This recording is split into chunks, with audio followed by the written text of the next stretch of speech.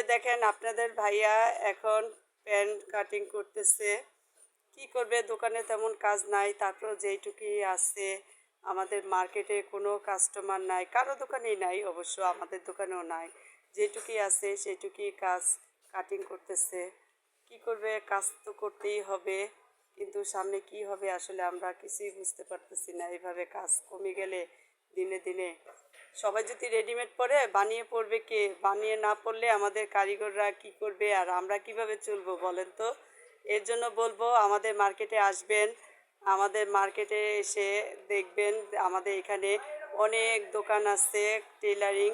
এখানে কাপড়ও বিক্রি করে, এমনকি এটা অর্ডারও রাখে, শার্ট প্যান্ট কোট সবই এখানে বানানো যায়।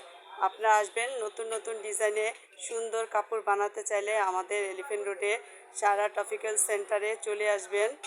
এইখানে অনেক টেলারিং দোকান আছে। আমাদের দোকানের নাম হচ্ছে অর্কিড টেলার্স, এবং এই দোকানের নাম্বার হচ্ছে 41 নাম্বার দোকান। চলে আসবেন আমাদের দোকানে। আপনাদের ভাই কিছু বলবে, এই মাস্টার কিছু বলেন। সবাই চলে আসবেন আমাদের দোকানে, চায়ের দাওয়াত সবার জন্য, যে কোনো সময় চলে আসবেন। আল্লাহ হাফেজ।